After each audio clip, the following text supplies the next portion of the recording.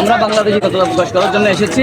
তো আপনাদের সামনে একতা প্রকাশ করে কথা বলবেন বাংলাদেশ ইসলামী ছাত্র সেনা কেন্দ্রীয় পরিষদের সাংগঠনিক সম্পাদক বিপ্লবী ছাত্রনেতা ওবায়দুল্লাহ।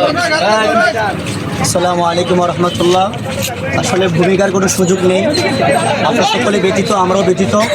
আমাদের হৃদয়ে রক্তক্ষরণ হয় যখনই দেখি আমাদের সমাজের মধ্যে আসলে মেধাবীর কোনো দাম নেই। যেখানে একের পর এক অত্যাচারী অত্যাচার চলেই যাচ্ছে। আমার ভাই পরিকল্পিতভাবে হত্যা করা হয়েছে। আপনারা জানেন আমার ভাই অ্যাক্সিডেন্টে মৃত্যুবরণ করে নাই, ওনাকে পরিকল্পিতভাবে হত্যা করা হয়েছে, ওনাকে চিহ্নিত করে ওনাকে হত্যা করা হয়েছে। আপনারা সবাই এটা হৃদয়ে ধারণ করে রাখেন, যতক্ষণ পর্যন্ত না একজন হত্যাকারীর সঠিক বিচার হবে ততক্ষণ পর্যন্ত একের পর এক আজকে আমার ভাইকে তারা পরিকল্পিতভাবে চিহ্নিত করে হত্যা করেছে। আরেকদিন আপনাকেও পরিকল্পিতভাবে চিহ্নিত করে হত্যা করে। আমার ভাইয়ের পক্ষে যদি আমি না থাকি আরেকদিন আমাকেও আসবে।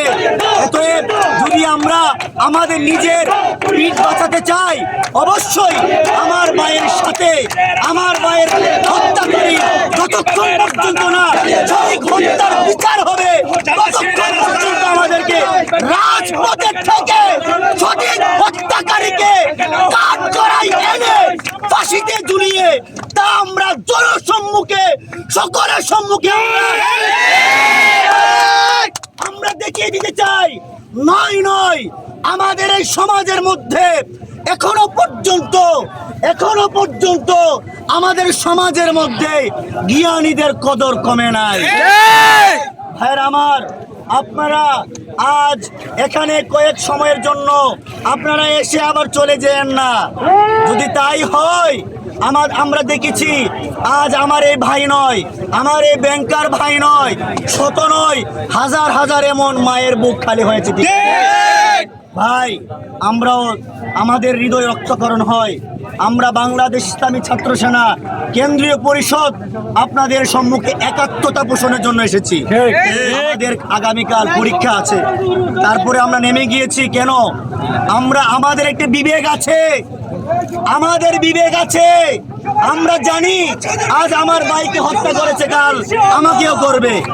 এতএব ভাইয়ের আমার, আমরা এখনই আমাদের মনের তামান্না হচ্ছে যতক্ষণ পর্যন্ত না আমার ভাইয়ের হত্যার বিচার না হবে ততক্ষণ পর্যন্ত আমরা রাজপথ ছাড়বো না।